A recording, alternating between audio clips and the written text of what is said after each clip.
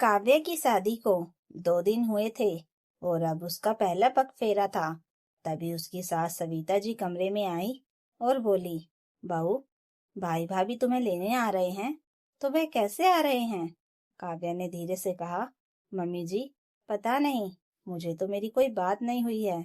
सविता जी ने आवाज में सख्ती लाते हुए कहा, तुम्हारे पापा ने कहा था कि गाड़ी दे देंगे, लेकिन जिन्होंने शादी में नहीं दी, अब हमें उम्मीद है कि जब मेरा बेटा रोहित तुम्हें लेने जाएगा तो तुम्हारे पापा तुम्हें गाड़ी में ही विदा करें, और जो वादा उन्होंने शादी पर पूरा नहीं किया शायद पग फेरों पर पूरा कर दें।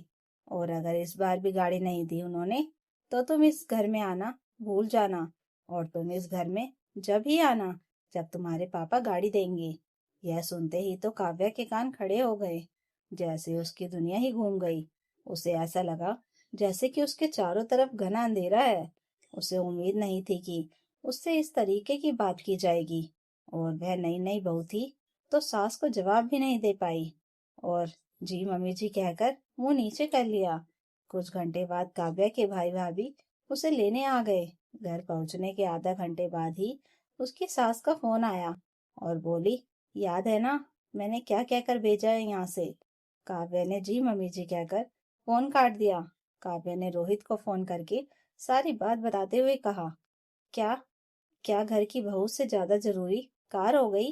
रोहित ने चिल्लाते हुए कहा, देखो, इस बारे में मेरे से कोई बात मत करो। मम्मी जैसा कह रही हैं वैसा ही होना चाहिए। अब काव्या को गुस्सा आ गया था। वह चिल्लाते हुए बोली, क्या तुम्हारा खुद का वजूद गाड़ी खरीदने का नहीं है?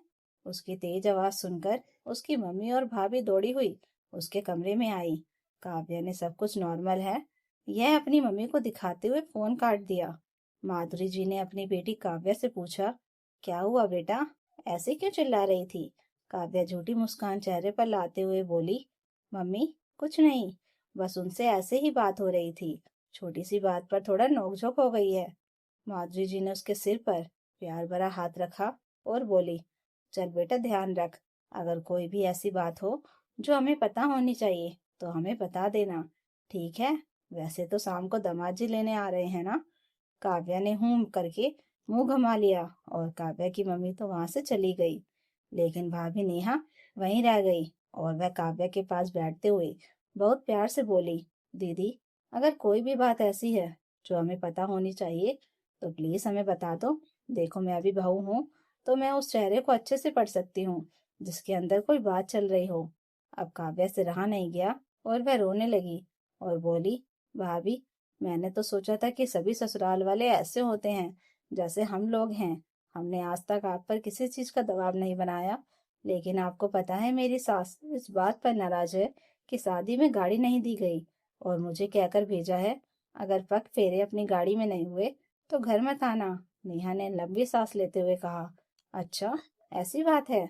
नेहा ने अपने पति विक्रम को आवाज लगाई। विक्रम जल्दी से कमरे में आया और बोला, क्या है, क्यों आवाज लगा रही हो? नेहा ने कहा कि दीदी के ससुराल वालों से गाड़ी देने की बात हुई थी तो गाड़ी क्यों नहीं दी गई है? विक्रम ने चौंकते हुए कहा, गाड़ी की बात ससुराल वालों से कब हुई, मुझे तो नहीं पता। काव्या धीरे से बोली, भैया, मेरी सास कह रही थी पापा से गाड़ी की बात हुई है। विक्रम ने अपने सिर में खुजली करते हुए कहा, ऐसा तो मुझे कुछ याद नहीं है, चलो पापा से पूछ लेते हैं एक बार। तीनों मिलकर पापा के पास गए और उनसे गाड़ी की बात पूछी। रमेश जी सिर पर हाथ रखते हुए बोले, हाँ बेटा, गाड़ी की बात हुई थी। काव्या, नेहा और विक्रम तीनों ही चौंक गए। विक्रम ने हैरत से अपने पापा की तरफ देखते हुए पूछा, तो आपने हमें क्यों नहीं बताया? गाड़ी की बात हुई थी और गाड़ी की बात हुई थी तो गाड़ी दी क्यों नहीं गई है? रमेश जी बोले, बेटा, मैं ऑफिस में था और मेरे पास तुम्हारी सास का फोन आया था। उन्होंने बोला था कि शादी में गाड़ी चाहिए, तो मैंने उनसे कहा था मैं प्रॉमिस नहीं कर सकता, लेकिन अगर मैं दे सका तो जरूर दूंगा। लेकिन मैं गाड़ी नहीं दे पाया तो उन्होंने मुझसे कहा, चलो, आप अब नहीं दे पाए तो आप पग फेरों पर दे देना। लेकिन बेटा, तब भी मैंने प्रॉमिस नहीं किया था। काव्या ने अपने पापा से रोते हुए कहा, पापा, मैं अगर बिना गाड़ी के गई तो मम्मी जी मुझे घर में नहीं आने देंगी। नेहा ने काव्या की तरफ नम आंखों से देखा और बोली, दीदी, आप चिंता मत करिए, आप अपनी ही गाड़ी में जाएंगी।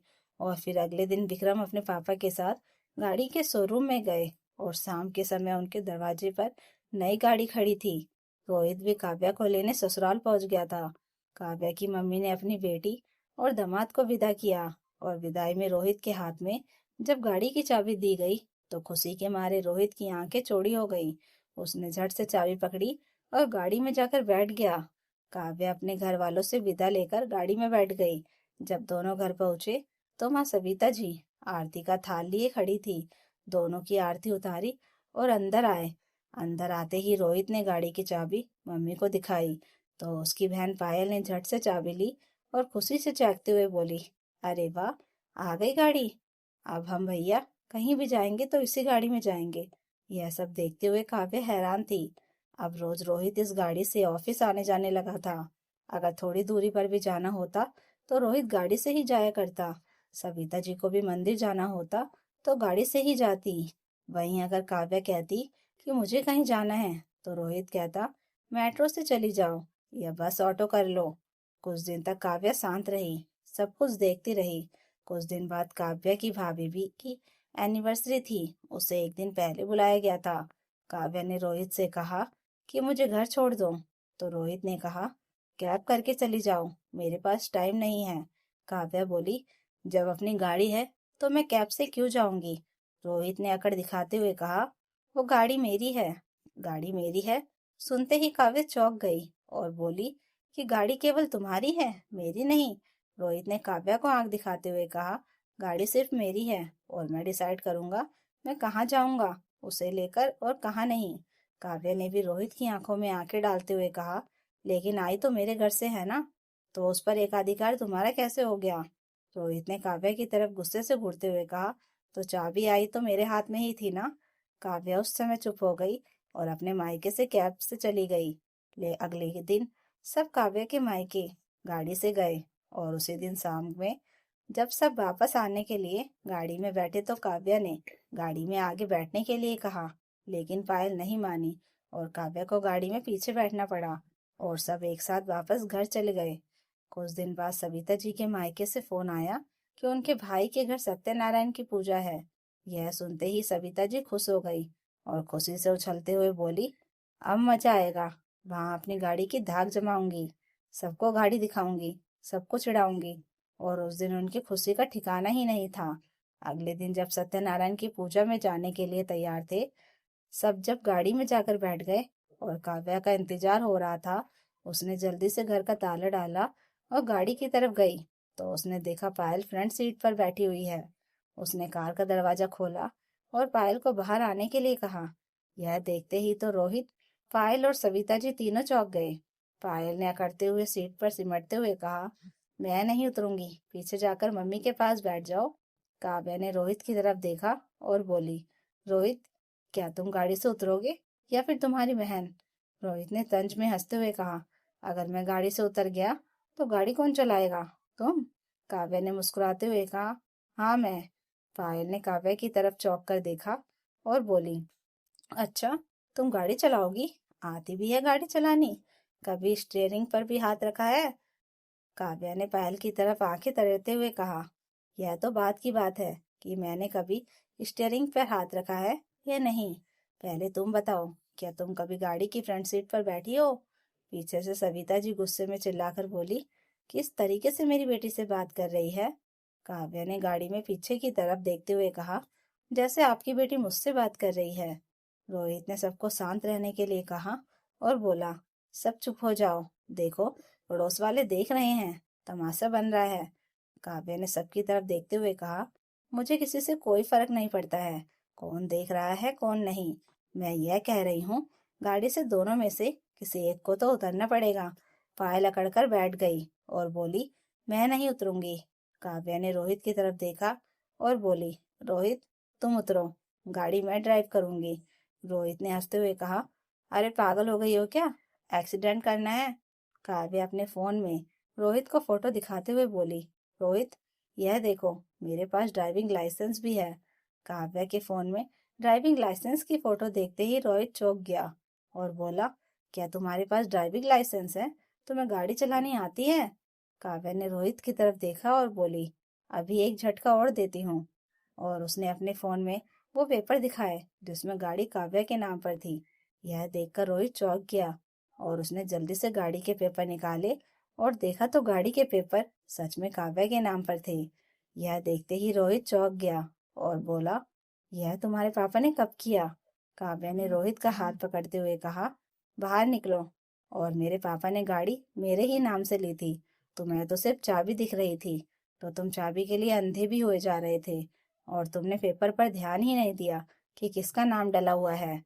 फिर काव्या ने रोहित, सविता जी और पायल तीनों की तरफ देखा और बोली, अगर मैं आज तक चुप थी तो इसका मतलब यह नहीं कि आप मुझे ही मेरी गाड़ी से दूर रखेंगे। रोहित ने पायल से कहा, पायल जा पीछे बैठ जा। पायल बोली, भैया मैं तो तभी। सविता जी बोली, अरे आजा बेटा, अगर यह गाड़ी ड्राइविंग सीट पर बैठ गई तो पता नहीं क्या ही हो जाएगा। आज सब एक साथ सत्यनारायण की पूजा में पहुंचे। वहां जाकर सविता जी सबको दिखाने लगी कि जैसे गाड़ी उनके बेटे ने ही खरीदी हो। अब तो काव्या से देखा नहीं गया और उसने एक एक को बताना शुरू किया, यह गाड़ी तो मेरे मायके से आई है। यह गाड़ी तो पगफेरों में मेरे पापा ने मुझे गिफ्ट की है। यह देखकर सविता जी का तो जैसे गुस्सा सातवें आसमान पर चढ़ गया। वहां से जब सब शाम को एक साथ वापस घर आए तो घर आते ही सविता जी काव्या पर चढ़ गई और बोली, यह क्या तरीका है? मैं जब सबसे कह रही थी मेरे बेटे ने ली है तो तुझे कहना जरूरी था तेरे मायके से आई है। काव्या ने अपनी सास की तरफ देखा और बोली, आज तक मैं चुप थी। मेरे घर से सोफा आया, आपने सबसे कहा ये मेरे बेटे ने खरीदा है। मेरे घर से अलमारी आई, आपने कहा ये मेरे बेटे ने ली है। हर चीज का नाम तो आप अपने बेटे को लगा देती हैं, जबकि हर चीज मेरे मायके से आई है। जब मेरे मायके से गाड़ी नहीं आई थी तो आप सबसे यह कह रही थी इसके बाप ने गाड़ी के लिए कहा लेकिन गाड़ी नहीं दी। और जब गाड़ी आ गई है तो आप किसको बताओगी नहीं कि गाड़ी आ गई है और कहाँ से आई है। हर चीज में अपने बेटे की ही नाक रखनी है। आपको तो बहू के मायके से मांगती क्यों हो? काव्या ने रोहित की तरफ देखा और बोली, मम्मी, मम्मी पल्ले से ही बंधे रहोगे सारी जिंदगी या फिर अपनी बात रखना भी सीखोगे? तुम ही बताओ, क्या यह बात सही है कि मेरे घर की चीजों को अपनी बना लेना? फिर उसने अपनी सास की तरफ देखा और बोली, अब आज तो मम्मी जी आपकी भाभी ने मुझे साड़ी दी है और अगर मैं इसे किसी और को दिखाकर कहूँ कि यह साड़ी मेरे घर से मिली है तो क्या आप उसको बताओगी नहीं कि साड़ी मुझे कहाँ से मिली है? आपको भी बुरा लगेगा ना? तो ऐसे ही मुझे भी बुरा लग रहा है। या तो आप सबको सब कुछ सच बताओगी, नहीं तो गाड़ी की चाबी आज से मेरे पास रहेगी और ना किसी को मैं अपने सोफे का इस्तेमाल करने दूंगी और ना ही फ्रिज का। और काव्या ने जाकर फ्रिज में ताला डाल दिया और सोफे पर एक चादर ढक दी और बोली, खबरदार जो अगर कोई इस पर बैठा। गाड़ी की चाबी भी रोहित के हाथ से काव्या ने ले ली। रोहित चिल्लाकर बोला, अरे काव्या, क्या कर रही हो? चाबी क्यों ले रही हो? तुम जैसा कहोगी मैं वैसा ही करूंगा। मैं सबको यही बताऊंगा यह गाड़ी मुझे ससुराल से मिली है। तभी उसने अपनी मम्मी से भी कहा, मम्मी क्यों फालतू में बात को बढ़ा रही हो? कह दो ना, जब आप हक से इसके घर से चीज मांगना जानती हैं तो हक से सबको बताना क्यों नहीं जानती कि वो कहाँ से मिली है? सविता जी चुप थी और उन्हें अब यह बात समझ में आ गई थी कि यह बहू भली नहीं बल्कि मॉडर्न जमाने की है। यह दबने वालों में से नहीं बल्कि दबाने वालों में से है। और उस दिन से सविता जी और पायल दोनों ही काव्या के सामने कुछ भी कहने से डरने लगी। काव्या ने शुरू में ही अपने ससुराल को काबू में कर लिया था और अगर वह ऐसा नहीं करती तो उसकी जिंदगी उन्हीं लड़कियों की तरह हो जाती जो सारी जिंदगी बस ससुराल वालों से सुनती ही रहती हैं। अब ससुराल काव्या के कंट्रोल में था और सारी चीजें भी उसकी मर्जी से होती थीं, जिससे काव्या ससुराल में बहुत खुश थी। तो दोस्तों, अगर आपको यह कहानी अच्छी लगी हो तो कमेंट करके जरूर बताइएगा और नई कहानियों के लिए चैनल को सब्सक्राइब जरूर कर लीजिएगा। Thank you for watching.